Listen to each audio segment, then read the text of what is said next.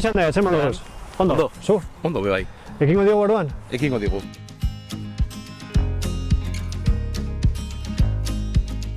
Bueno, Ander, lehenik eta behin, nor da Ander Añibarro eta zergatik erabaki du leku honetan grabatzea?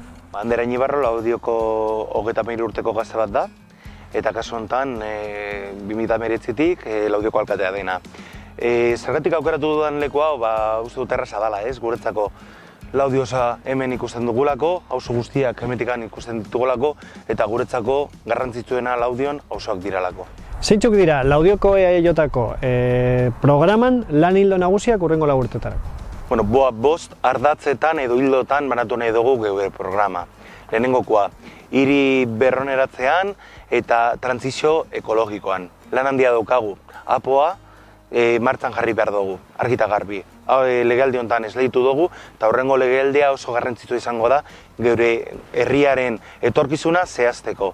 Badauzkagu hainbat proiektu, Landaluzeko obra berriak, Antzokiaren obrak bebai, Asoka, erresidentzia zaharra bebai, badauzkagu hainbat proiektu martxan jarri behar ditugunak, eta bebai trantsizio ekologikoan abia puntu jarri behar ditugu hainbat proiektu. Bigarren puntua izango litzateke geure pertsonak, kasu honetan gazteriak eta helduak. Beregintzako programa ezberdinak eta punteroak jarri behar ditugu martxan.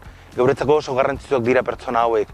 Gazteak geure herrian geratu behar dira, eta geuretzako politika ezberdinak egin behar ditugu. Eta geure heldiantzako bebai, noski. Hirugarren puntua, geure auzoak. Auzoak dira Laudioren bihotza.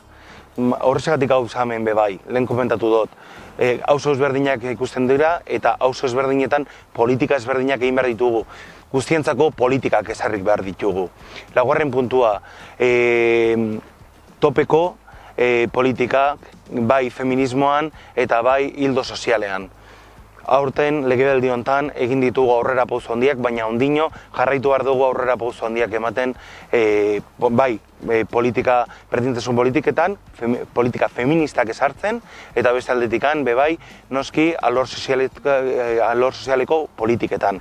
Eta azkeneko hildoa izango litzateke kultura, kirola eta aisialdeko proiektu berriak. Bai proiektuak eta bai noski estrategia berriak ezartzea geure herriarentzako. Badauzkagu proiektuak mahai gainean. Legealdi honetan martxan jarri ditugu beharrezkoa zan Antzokia. Antzokia 20 urteko atzerapena dauka eta Antzokia martxan dago. Antzoki hori bukatu behar dugu hurrengo legealdian eta Antzoki horri sarri behar zaizkio hainbat eta hainbat ekintza. Ez bakarrik Antzokia, baizik eta alor kulturaleko beste eragileekin bebai lanean jarrituko dugu, martxan jarri dugu kultura kontseilua eta beraiekin jarrituko dugu lanean eta lanean kultura ekintza ezberdinak sustatzeko eta Laudio puntan topean egoteko kultura alorrean. Eta zeintzuk dira zuen konpromisoak edo zuen politikak euskarari begira? Euskararen alorrean kontuan hartu behar dugu legealdi honetan lortu izan dugula administrazio osoa euskaraz izatea. Lortu dugu iaia langile guztiak euskaraz jakitea. Eta etorkizunean arlo edo hildo beretik jarraitu beharko dugu, noski.